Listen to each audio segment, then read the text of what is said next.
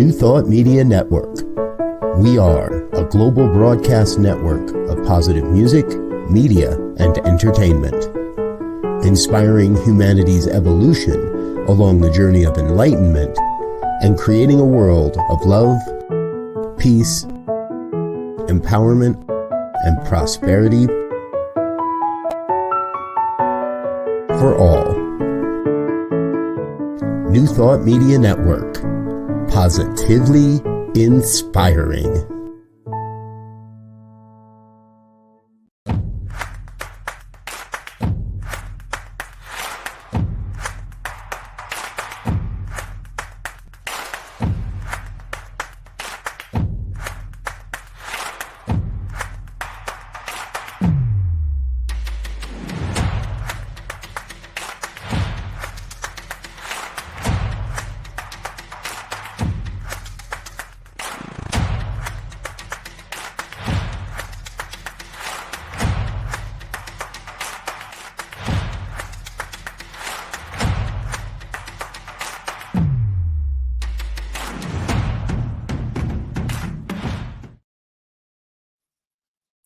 Hello, my friends, and thank you for joining us for Spiritual Toolkit today.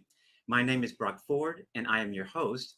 And joining me on the team is producer Peter Millar, and a shout out to our network founder, Robert Brzezinski. The idea for my show came from my sincere desire to be of support, a voice for the disenfranchised, the struggling, and hurting people within my reach, and to offer spiritual and ethical practices that help others transform their lives, relationships, and careers.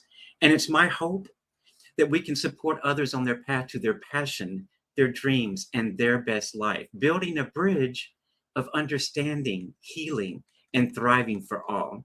So we will have guests from all walks of life talking about real life and navigating its twists and turns and living triumphantly. So today, I'm very excited to have my guest, who is Reverend Dr. Angelo Pizelo, Senior Minister Emeritus and founder of Emerson Theological Institute, and a very wonderful dear friend of mine. Reverend Dr. Angelo is a professional educator and Superintendent Emeritus of the Bass Lake Joint Union School District. His academic degrees are BA, MA, PhD in School Administration, and his religious degree is Doctor of Religious Studies. Angelo became a religious science minister through Religious Science International and is the founder of the Positive Living Center of Central California. He's married to a wonderful woman that I just love and adore, Miss Stella, and they have two children, Anna and Nicole. Dr. Angelo has been named a New Thought Warden Award honoree for 2019. And the Warden Awards honor those who are empowering spiritual ideas and philosophies to change lives and make our planet a better place. Angelo also created Emerson Theological Institute in 1992 to share universal spiritual principles with anyone seeking a deeper understanding of their own divinity, their own divine identity, and the power of their thinking. Students must be, he says, open at the top, as Ernest Holmes called it, willing to grow spiritually, emotionally, intellectually, and socially. Angelo has dedicated his life to enlightening and uplifting others through education, and he has certainly uplifted my life. So with that said, let's welcome my dear friend, my mentor, my teacher, a man that I love very dearly, the amazing Reverend Dr. Angelo Pizelo to Spiritual Toolkit. Thank you, Brock, for those kind words. I really thank you so much. I am so happy that you're here joining us on our show today, Angelo. I love you so much. You know that already. And you are an amazing person in my life. So thank you for being here. You occupy a place in my heart as well, Brock. I love you too. I received that, and thank you, Angelo. And I know that to be true because you've never taken your hand off of me since we met. And I really do appreciate that. So let's get started. If you don't mind, can we go sort of way back to your childhood and let's learn some personal things about you and help people know some things that maybe they didn't know about you. But give us a picture of what it was like growing up, where you grew up, and a little bit about your family and how that influenced your life. Well, I grew up in Spokane, Washington, and my mother, Ann, and my dad, Philip, they really touched my heart and showed me and really led me into this New Thought belief system. Ironically, my dad was from Italy, and they were strong Catholics, both of them. So I literally went to a Catholic school. My dad fought in the First World War. He was in his 18 or 19 years old, and that's how he became a United States citizen. But he had such a kind, loving heart, and he owned he started a little grocery store, I was born and raised in that store. I had to go there and deliver groceries with my wagon, etc. But what I got from my dad was his kind, loving heart. He gave away groceries to people in need. He literally almost went under because he was giving more away than he was selling. But I learned from him that love energy is so very important in our life. And that is probably more important than anything else. It's more important than even funding or financing or that. So I really owe gratitude to him. And to my mother, Anne, who was an awesome lady and who was the typical Italian mom. She controlled the kids. We had 5 of us, and she cooked for us, and she was our disciplinarian as well. And I loved it. But anyway, it was a Catholic church, Catholic schools. We had pretty much run by Jesuits and holy names. In fact, my sister became a holy names. So it was pretty embedded in my philosophy there for a while. And so anyway, after a few years, I got my degrees and went through college. And I went through Gonzaga University at the time, which is a Jesuit school as well. And finally, I took on a school district in Northern California.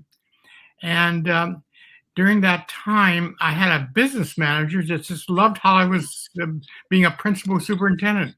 I was always in the classrooms. I told the secretary, I drove her nuts. I told the secretary on Fridays, I'm not going to be here. And if anyone comes to this office and my door's open, they don't need to have an application or a permission. They're allowed to come into my office and talk to me at will.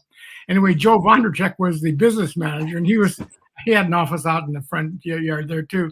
So anyway, Joe one day came to me and said, Angelo, I love your love energy. My gosh. He says, what church do you go to? I said, well, I'm kind of a fallen away Catholic. He said, why don't you come to our church? It's called New Thought, Science of Mind Church. And why don't you come? Because your philosophy and ours is just one and the same. I said, no, I kept saying no to him, but he kept bugging me. So after a period of time, I said, Joe, come into my office. I will go this Sunday. So I walked into this New Thought church. It was a Science of Mind church, and it was awesome. They were talking about forgiveness and the love energy, and I thought, oh my gosh, I've come home. So that's how I became a New Thought, ultimately a New Thought minister. Well, thank God you walked into that church, because look what's happened since then. Well, since then, I again finished my degrees and applied for a job in Northern California, and so but see, at that time I was still a veteran of the United States Marine Corps. I forgot, I left that out of my thing. Do you know, I was actually talking with Missy Higginbotham yesterday, and I let her know that you were going to be on the show, and she actually told me that you were a Marine major and made sure that I put it into my notes so that we could bring it up. So she wanted to make sure that you talked about that. So tell us a little, what was that like being a Marine major? I couldn't imagine that. So well, when I was in high school, and a friend of mine taught me. He had a plane, a Cessna 172, I believe. And he said, I want you to earn your pilot's license. And I was like 18 years old. I said, sure, I'd love to do that. So anyway, I got my pilot's license. I love flying. So one day, a friend of mine was going to Fairchild Air Force Base to apply for a job. And so I attended. But anyway, basically, I love planes and I love flying. So maybe I'll join the Marine Air Reserve. So there's a Marine Air Reserve office there at the Fairchild. So I walked in and I said, I'd like to join. So I joined the Marine Air Reserve. How old were you when you did that? Oh gosh, I was in my 20s. 20s, okay. And so anyway, so I go in and Quantico, Virginia. I ended up going to Quantico, Virginia. I got my basic training in San Diego, and I wasn't anywhere near an airplane. It was all running and walking, 35-mile hikes, etc. But then finally, I really asked if I could be stationed at some kind of an air base so I could just be around planes. My desire was, someday maybe I'll be able to fly in a jet airplane. So, and I did get my chance ultimately when I was stationed there in North Carolina. And this pilot said, "Would you come and join? You have the second seat, and we'll get you some experience here." So, so I was always working on the flight line, et cetera, doing the grunt work. So I said, "Yeah, I'd love to." So I got in there, and I'm like, "Gosh!" And he let me take the control. It was like a dream control. Oh, he was controlling the plane, and I thought, "I love this." But anyway, that's how I got into the Marine Corps, was just to be part of the Marine Air Reserve. And I spent 4 years in active duty and 14 years in reserve. But it wasn't my life's choice. My choice was to become a teacher. Mm-hmm. And I ultimately got a job in a school district.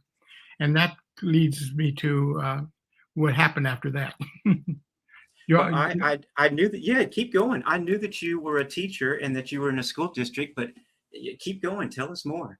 Well, I got this job, which is kind of cool, and it was a little one school district in Northern California. So I was the principal and also the superintendent. Wow. Plus, I did my thing. I loved doing it, and at one time I wanted to.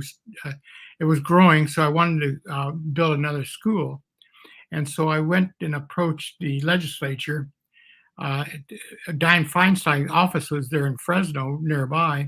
So I approached her office and she helped me get some funding, not only for my school district, but also there's another school in Yosemite National Park that I really needed some funding for as well, because I was pretty much involved by then in the business of being a community activist. Mm-hmm.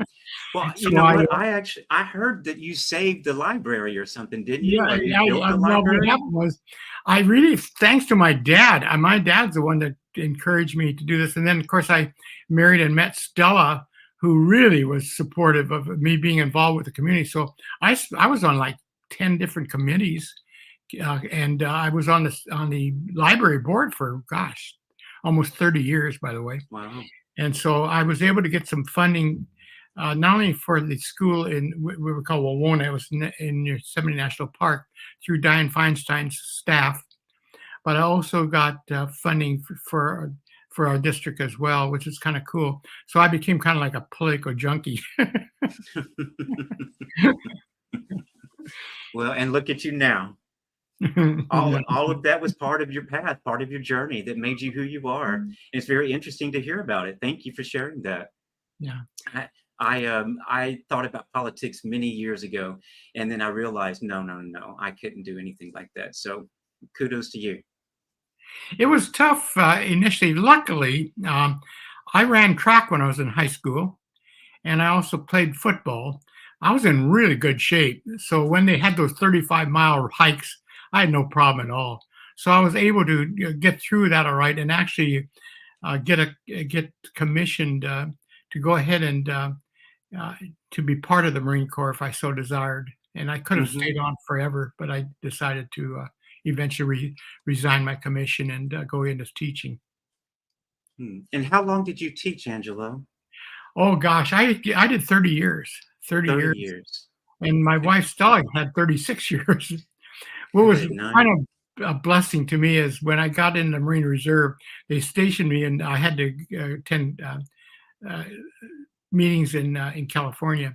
So I got to the Fresno area. It was Oakhurst, and that's where I met my wife Stella. She was at when I took over a school district there in Oakhurst, and they had a meeting of all the new superintendents. It was a small school district, so I was the superintendent principal, and I met Stella at the county superintendent had a meeting where she invited all the superintendents, there were like 28 of them, to meet me as a new superintendent on the area. And so that's where I met Stella. And the very next day, I approached her and I said, "How about that? Could we go out do something together. And that's how we became, well, eventually we got married, and she's been with me ever since, but it's been wonderful. And thank God for her. She is a wonderful person and a wonderful partner for you. Yeah, she was also in the school business as well. She had a little school district. She was it was like 78 kids. It was a principal superintendency. In California, in the rural areas, the school districts are quite small. And there wasn't hardly any consolidation of the 20 districts. So many of them had superintendents, but they had maybe only one school. But it was a good experience. Well, that same area, Oakhurst and Corsco, and I know where you were. Didn't you start a church there also? Yes. What happened was I really am into this New Thought belief system, and I really started going a lot. So I decided, we can enhance the lives of people worldwide and get rid of this negative stuff just with the love energy. And I get that from my dad again. The love energy, we need to somehow get the word out. And so I got together with a committee of about 7 of our people, and they said, let's start a school. And we were going to call it the Positive Living Institute. But on the way home one day from Fresno, I said, I love Ralph Waldo Emerson. I think I'm going to change it to Emerson Institute. So we changed the name to Emerson Institute. So that's how that came about. Started taking off. And so we started teaching classes, and I had, one other district part of it. And soon enough, we had other of the different New Thought organizations started contacting me, say, how do you get part of Emerson? And so finally we said, we'll just have a bunch of affiliates. Okay. But being in the school district, I didn't want the legal,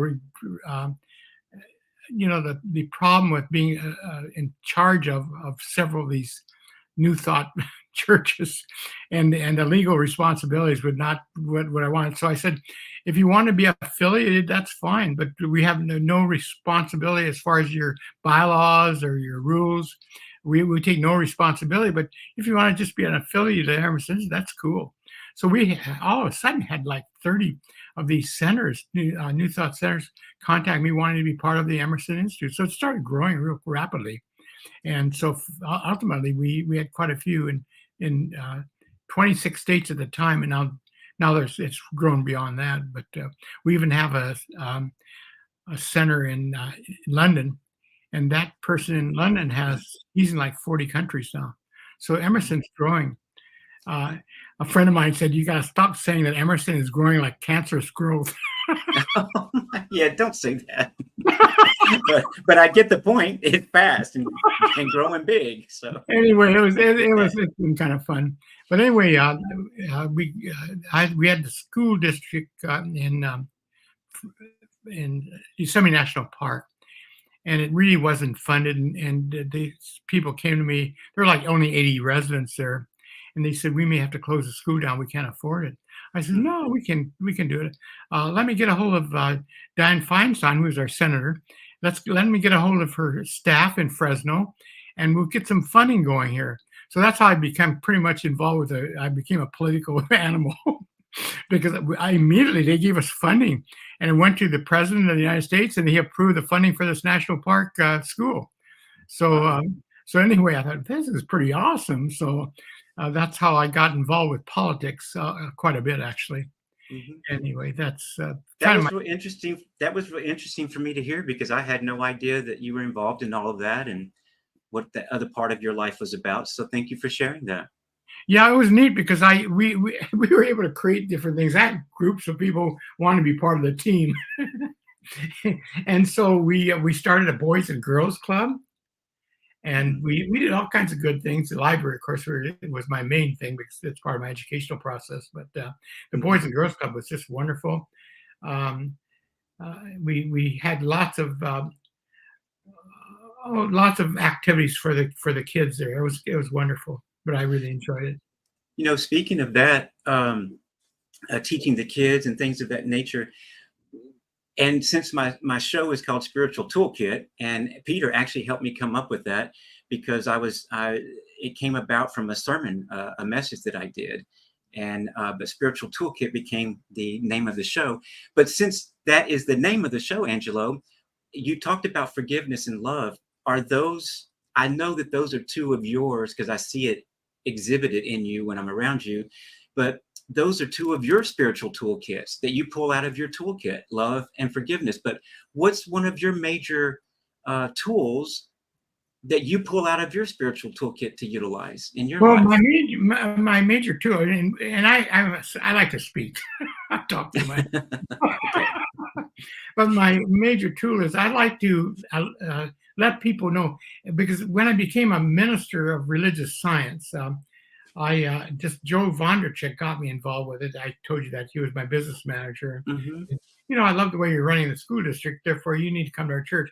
Well, I loved it. It was great. The minister talked about forgiveness, and so that's what got me started in the goal that you were talking about. Is that I want to influence consciousness. We can change the world just one person at a time through consciousness. And then, of course, with my Latin background, with having the nuns and the Jesuits, the word conscious, that means to know with, conscious, to know with. Mm-hmm. And I thought, what I'd like to do is have an organization to do where we can impact the consciousness of as many people out there, one person at a time, where we can transcend their conscious from maybe fear and doubt into this love energy. So my goal was to do that, to open the door to consciousness, and then the idea, and I started preaching this. In fact, I started doing some talks.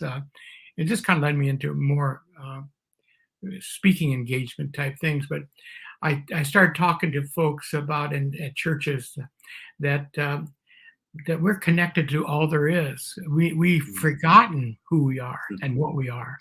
We're a life form of the divine.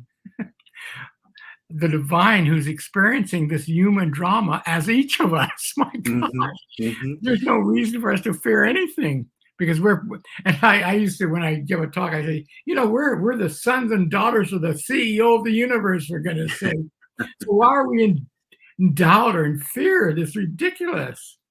We can change things. And then I started preaching the idea that each of us is like it's an energy spark. Each of us is an energy spark in a field of energy that's connected to all there is. And that through our thought processes, that we actually have access to what I call the dimension of infinite possibilities and unlimited perfection. We're connected to all there is through our thought processes. My God, we can remind people of how powerful we are. Maybe we can change a little bit, So that would be wonderful. The idea of Emerson Institute was Rebirth Emerson Institute, to be the vehicle to go worldwide. And I had no idea how it would take off. I had no idea. I just had this idea that we need to get the word out somehow and do our part in enhancing the consciousness of people in the universe. So we started doing that, and I did a little bit of talking and traveling. And that's how Emerson got started. The idea was to enhance consciousness to the love energy, and to show people how powerful we are. Just amazing. It's wonderful. And you've certainly done that, Angelo. You certainly have. And I know that with Emerson, I was a student. I don't know that everybody knows this, but because of my mentor, Martha Creek, introduced me to Angelo. And then Angelo said, let's get you in school. And I said, okay, let's go. And I might shed some tears talking about it, Angelo, but Angelo took my hand out of the hand of Martha, and he never let go of my hand. And he mentored me. He taught me. He was my teacher. We would do Zoom classes together, and just truly helped me navigate the path to my master's in interfaith religious studies, and then my doctorate in religious studies. And he guided me through that, and it is still guiding me to this day.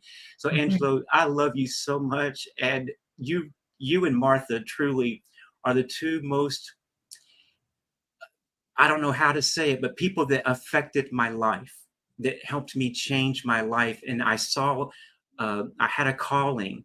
I didn't know what to do with that. I called Martha. Martha says, baby, let's call Angelo. I said, who's Angelo? And here we are today, years later. And thank you so much for being who you are and what you do. And and having Emerson. And I'll tell you that Emerson is not easy, y'all. It's not one of those schools that you just go in and get through really quickly. You've got to really do the work. And some of the books I remember reading, like Trollward, I would have to, and Joel Goldsmith, I would have to call Angelo and say, Angelo, please help me understand this. I don't understand. It's too deep for me. And he would say, well, let's look at it this way, and you're just amazing. And you got me through. And I really appreciate it. And Emerson has become, I don't know if we should tell this to everybody yet, but I think I'm going to. But I am actually starting a diversity department for Emerson, and Missy and I and Angelo are going to be working on that. And so I'm very excited about being a part of that curriculum and starting that department as well. So, but talk a little bit about the Church Without Walls, because Brock Ford Life Ministry is an affiliate of Emerson Institute. So talk a little bit about the Church Without Walls, how you are supporting people like me who didn't have anywhere to go. Yeah, the idea is we need to get the word out. And how do you do that? And as a school person, I thought, we do need a school.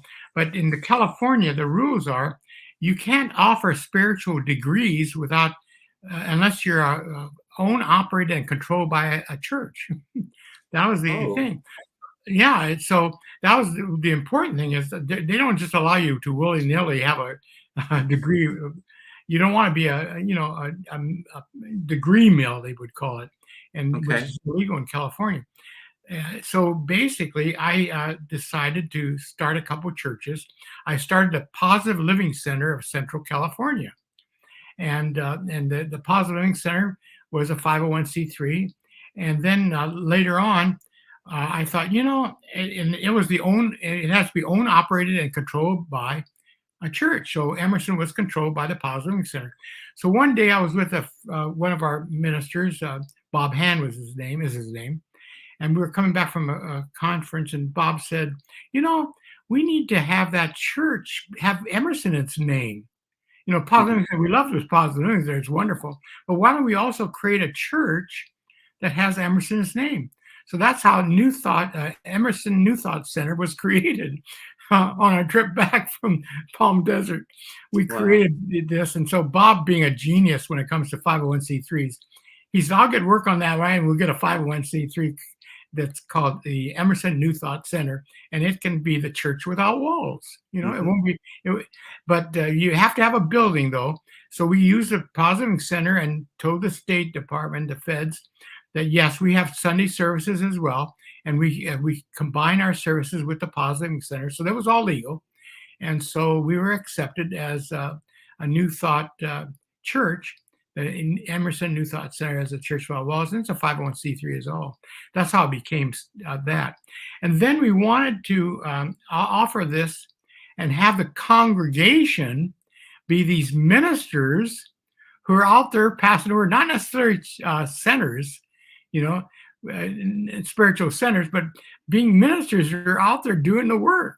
That was the goal of Emerson New Thought Center, was having this church without walls, where you've got 80 people out there in various communities teaching this New Thought belief system. So that was the goal, and it worked because it started growing real rapidly. And of course, you're part of that, which is, we really love what you're doing. And but that's how that all got started, and that's why it exists, was to provide a congregation for the church, as a church, to meet all the legal requirements to have Emerson Institute. So it's the owner and operator of Emerson Institute, as is the Positive Living Center. So we literally have two 501c3s that oversee it. Now, I'm on the board of both of them, as is some of our staff. So we can show that, yeah, we're married together, all of us.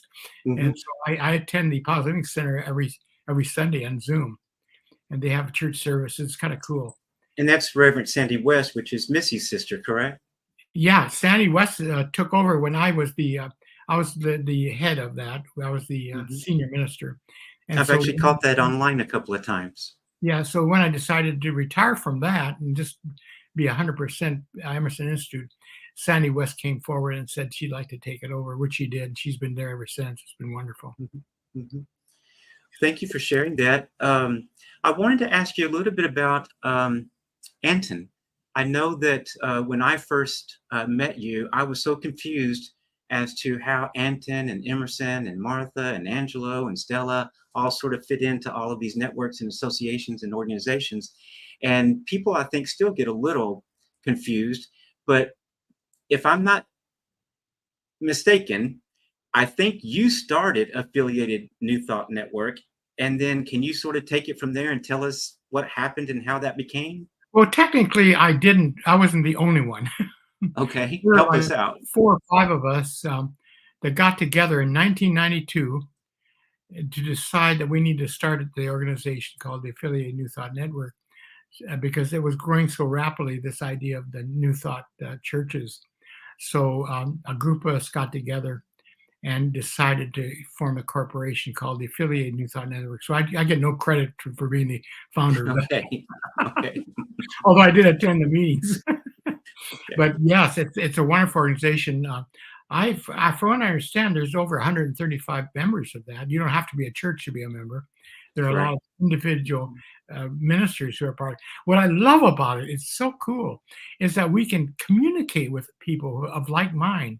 I think that's important too, and to communicate and to inspire each other, and to build up the confidence. Yeah, it's okay for us to go out there and talk about this. It's wonderful. Hmm. Hmm. And so that's what's happening. So I think the New Thought movement is really expanding because of the Emerson New Thought Center too, because we've got lots of folks out there now uh, passing the word. Because Hmm. we need to encourage people that they are so powerful as they're incarnated spiritual beings. My gosh, It's true. yeah, It's true. That when I heard that I was one with God the first time, I was blown away by that, and that God resides within me. It was a message that just blew me away and changed everything in my life. So, me too. I pray every day now, and what you do, you open yourself up to consciousness and the connection that we have to deal with gratitude. A lot of our people don't use enough gratitude. That which we're grateful for expands in our life. I hmm, mean, that's a universal principle, whether we like it or not. If we're grateful for fear, we get more fear. exactly, it's true. If we It's focus very on true. that, if we focus on the love energy, we get more love energy, Hmm. and so you get many opportunities to express love. But our duty assignment as human beings, I believe, is to get the Hmm. word out, to Hmm. remind people because as a practitioner, one of the most powerful credentials that I ever got was become a practitioner, Hmm. even more so than being the religious science minister, being the practitioner, because we can affect what's happening in the field by convincing people that they are connected to all there is, and therefore, when we deal with people who come, I had a lady come into my office one day, and they're in Oakhurst, and she was swearing about her ex-husband, swearing, and said, she says, I'm ill all the time. I've got all this heart problems and all this. She says, and she said, would you pray for me? And I hated to say this, but I said, there's not much good I can do for you if I'm going to be just praying for you. And she said, well, and she was swearing about her ex-husband, and she said he left me and 2 kids. So she storms out. A couple of weeks later, she shows up and she says, "What do I need to do? Do I need to call him?" I says, "No, no. It's a consciousness issue.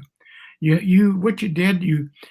Forgiveness is nothing more than you've taken away the love energy from something, Hmm. and so what you need to do is reestablish that love connection. And so forgiveness is reestablishing. It's like a contract. I Hmm. reestablish the fact that you are a life form of God, and so I love you. And that love is a connection, a recognition that you are part of this beautiful, you know, consciousness of love. Hmm. And so I think that's the direction I like to go in, and we've gone with the Emerson New Thought Center. And it is that it displays that it radiates the love, and it's all because of you and your heart, Angelo, and all the people that are there affiliated with it. So thank you for that. Tell us a little bit about Stella and how she fits into your work and your daughters as well. And I know that Nicole has stepped up in the past couple of years and is sort of helping as well. Tell us a little bit about how they fit into everything with this. Oh, it's been a family affair.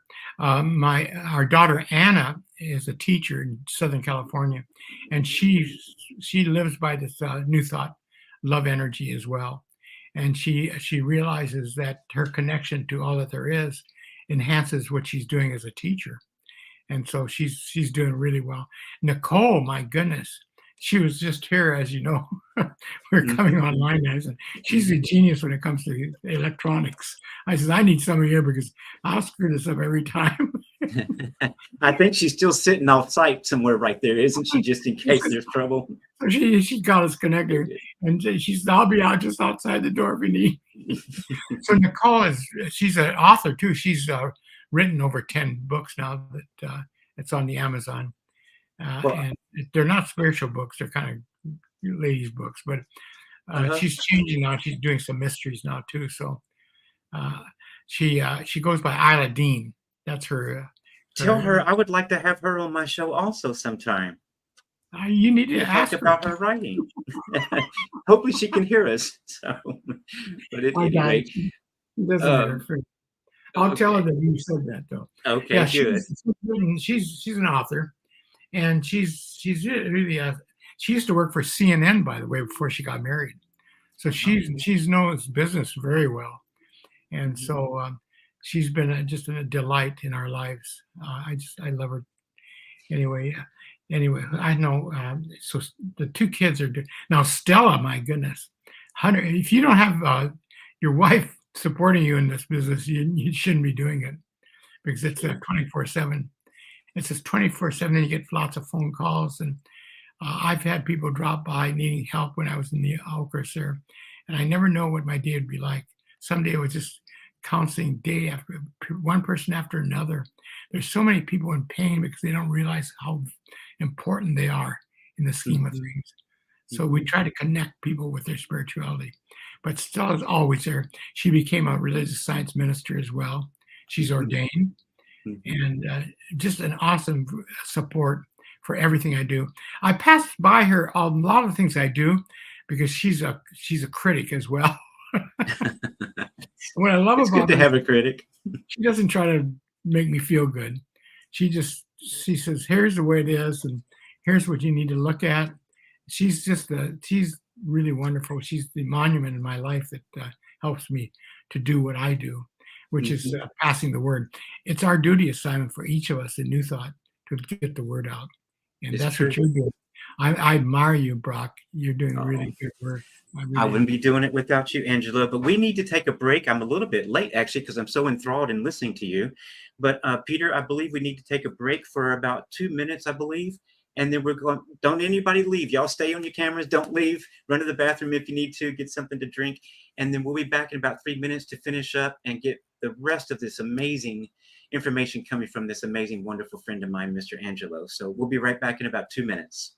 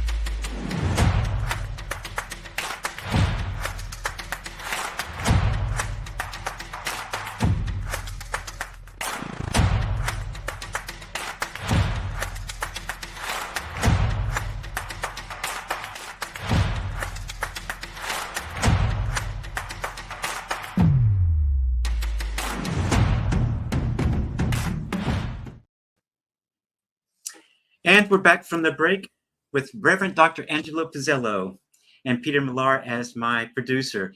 And I'm Brock Ford again. And I believe, if I'm not mistaken, I can see Peter, my producer, through my little screen here. It looks like he may have a couple of questions he wanted to jump in and say to Angelo. Peter, if you want to jump in, you're welcome to. Hello, Angelo. Hello. I was very interested. You were talking about getting people to understand that we are all children of the CEO of the universe, that we are divine. How can you tell me a little bit more about how you persuade people to really internally believe that? I can hear you tell me those words, and in my head, I can go, okay, that makes sense. But like Brock was saying, there's a real difference when it hits you in your gut and you go, oh my God, I get it. This is life-changing. How do you persuade people to really internally understand these truths? I think using the word persuade is not a positive in this case. We're not trying to do it.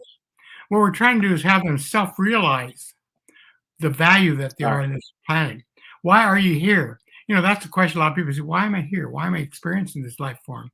Because we're here to experience our own creations as eternal spiritual beings. Now, what does that mean? And what I do when I talk to folks or counsel with them, I say, what have you done lately that you focused on that has expressed itself in your life? And not even one would not know. They would say, oh my gosh, when I think about this or that, or I was worried about getting in a wreck on the freeway, and it became a passion of mine to just, and then all of a sudden we hit a deer. And so we explain what that is that our thought process is our energy. We're kind of an energy form of something. And, and so what does that mean? It means that our energy, our thoughts go out somewhere, because we know that if you focus on something long enough, I've had cases where we focus with someone who's got terminal cancer. We don't accept the word terminal, because, we have a divine energy here that's superior to anything and everything that confront us. But it's convincing people to check what they're doing, what they're thinking about, and seeing how whatever they're thinking about expresses itself in their lives. It's kind of interesting. I had a friend with terminal cancer of the spine, and I had this conversation with him. And he was his sister came to me one day and said, "You're a miracle worker." I said, "What are you talking about?" He says, "My brother has no cancer, no sign of cancer in his body." Now, we talk about that. Now, if you go back to the same thinking, sure, you might be able to express that divine intervention there of healing.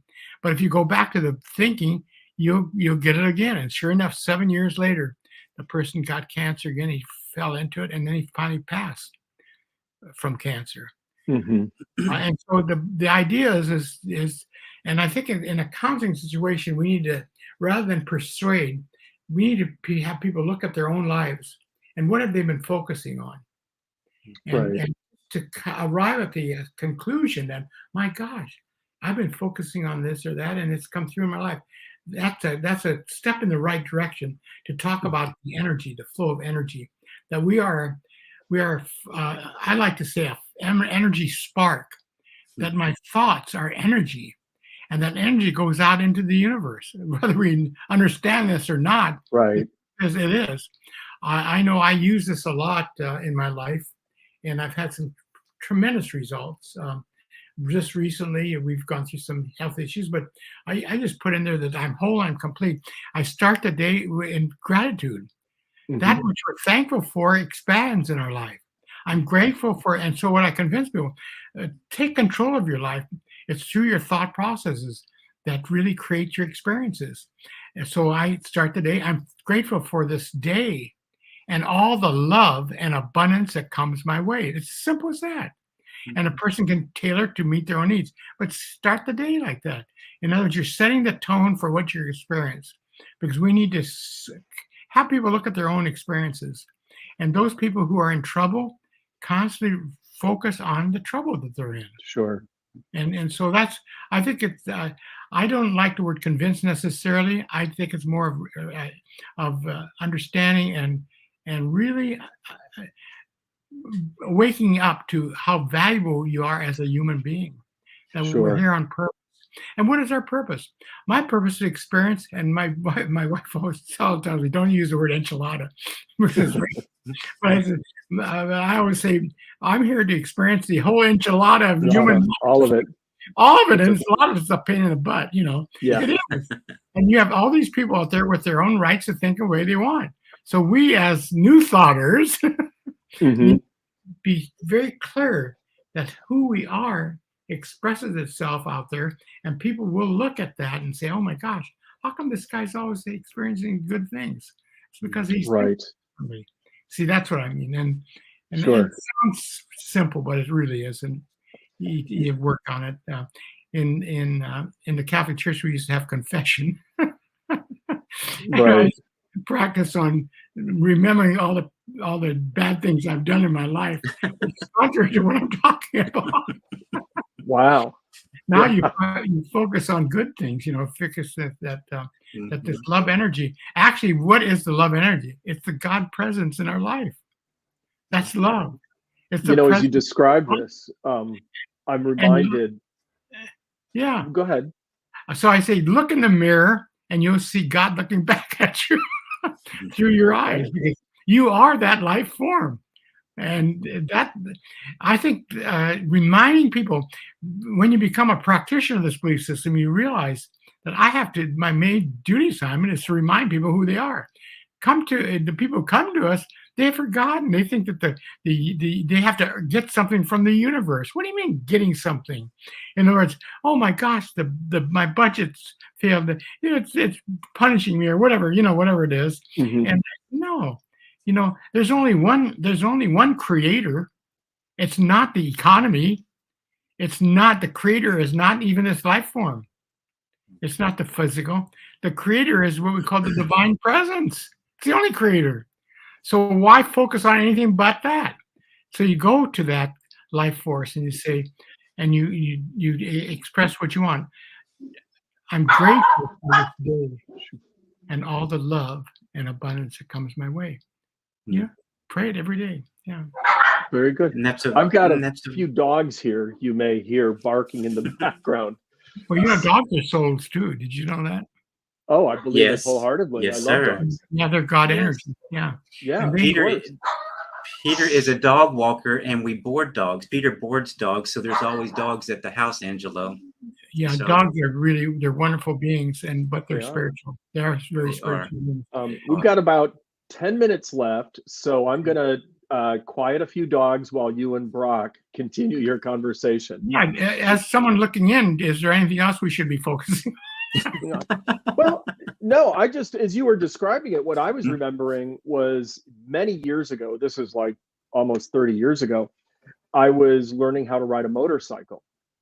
And one of the things the instructors were telling us, because we would go out to these large parking lots and drive, on bikes around pylons and stuff. And the instructors kept telling us, the bike will go where your eyes are looking. Right. And I thought it was a clever way to say, keep your eye on the road, keep your eye on the road.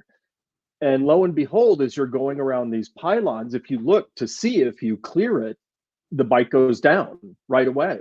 It literally goes where you're focused on. And that's always been a thing I remember is, oh, wow, if I keep it in my mind, I will go there. Just like the woman who complained about her ex-husband. Well, of course, if your mind is filled with thoughts of bitterness towards your ex-husband, you're going to live in that bitterness. If you can shift your mind is, what you're focusing on, you will move towards what your goal is. Yeah, life goes where energy flows. Mm-hmm. There you go. Life goes where Write that down, everybody. Wait a minute. Life goes where energy flows. Is that what you said? Yeah, the energy is this life form that we have it through thought processes. Our thinking are the energies that we send out into the universe.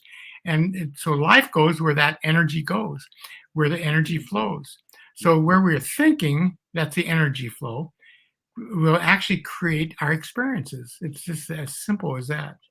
And I can tell you, in my 87 years on this planet, I can tell you that it works.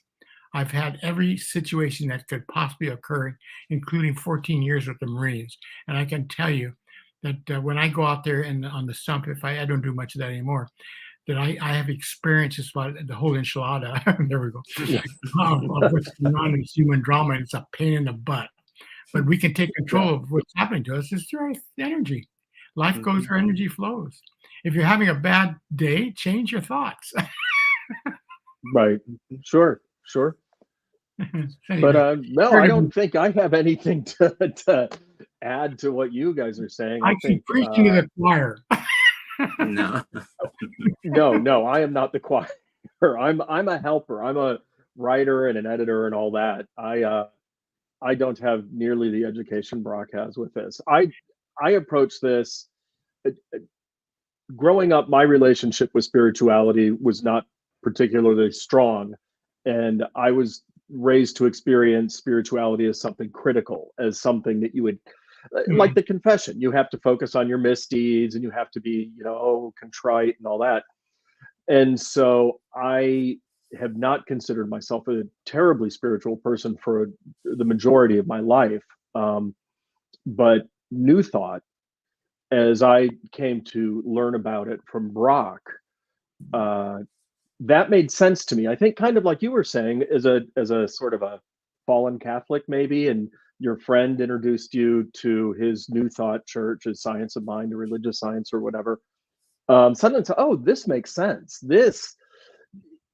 It seems to me that spirituality and that sort of godlike mind space, if God is everywhere, if it is presence, if the divine is present in everything, it shouldn't be an effort. It shouldn't be a chore to access that and to experience that level of divinity, because if it's in everything and everywhere, it's there for the taking.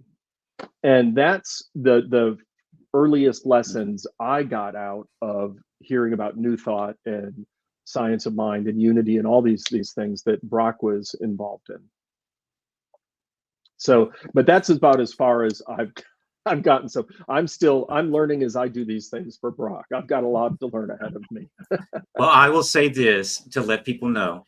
Peter has come a long way, and he's been there by my side helping me through school at Emerson and all of those things as well.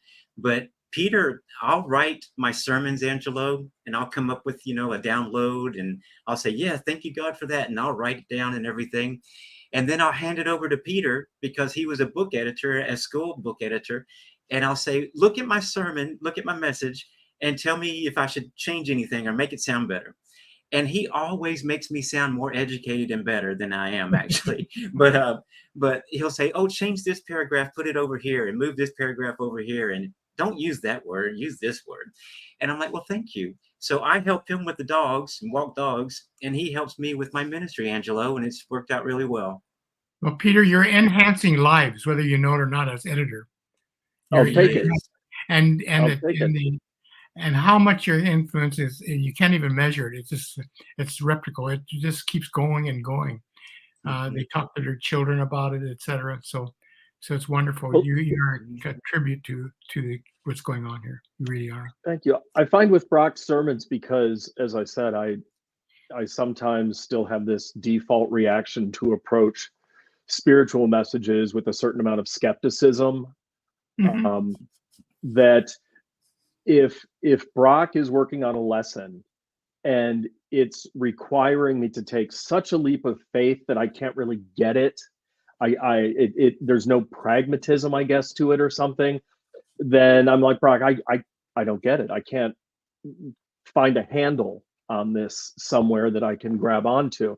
And I think that's what is very complimentary about the way Brock and I work, is that Sure is. If I understand what he's writing, if I go, oh, I get it. Okay, I see. And you mean this, then I know that my contribution is that he's not having to persuade people, to go back to the word, not liking the word persuade. He's not having to try to persuade someone. It's evident, that it's just clearly practical. I'm not articulating it as well as I wish I could. That was right pretty good. now. That was Yeah. good. So, That's good. Okay. And we're getting close to our time as well, y'all. We just got about 4 minutes or so. Angelo, we talked about practitioner, and I wanted to say something. It triggered something in me when you were talking about the practitioner program and being a practitioner. Having my master's from Emerson and my doctorates from Emerson is wonderful, and I'm so happy to have it, and thank God for it.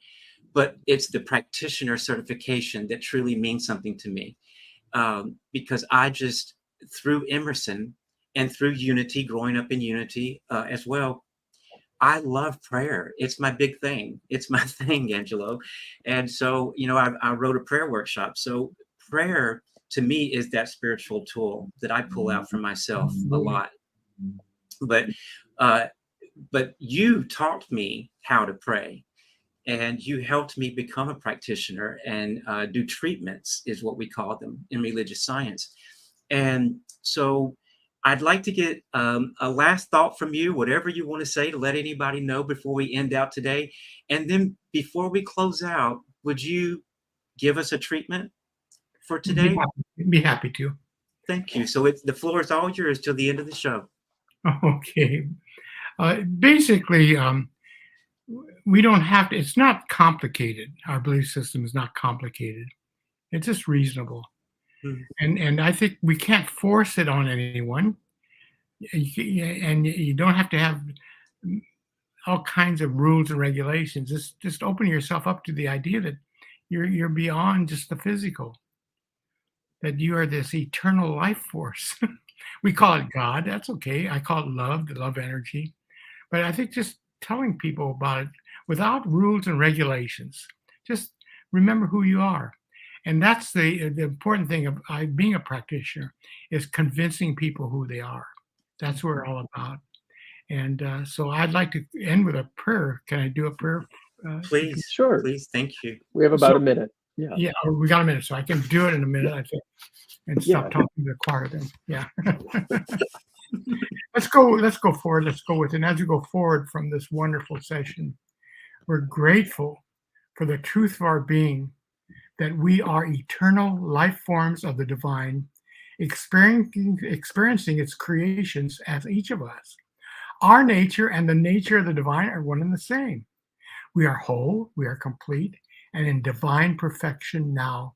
And as such, we are, here it is, superior to any and all circumstances and conditions that confront us on this human journey. And so we're grateful. We're grateful for this truth of our being, and release us to the law of mind, knowing that it's so. And say with me, all of us, loud and clear, and so it and is. So it is. And so Thank it you, is. Angelo, for that. And everyone that's watching, Angelo, is it okay if I give out your email and your website? Oh, you can do that, sure. Angelo's email is Angelo Pizelo, Pizelo, @me.com. Angelo Pizelo @me.com. And the Emerson website is emersoninstitute.edu. emersoninstitute.edu. Is there any other ways that you would like people to contact you or anything of that nature, Angelo? Is that good? I get a lot of emails, and that's fine. I think this works like a charm. Okay. And I'm kind of still retired, but we have Missy out there, and Angelo, Brock, I've got to sign us off right now. All right, Angelo,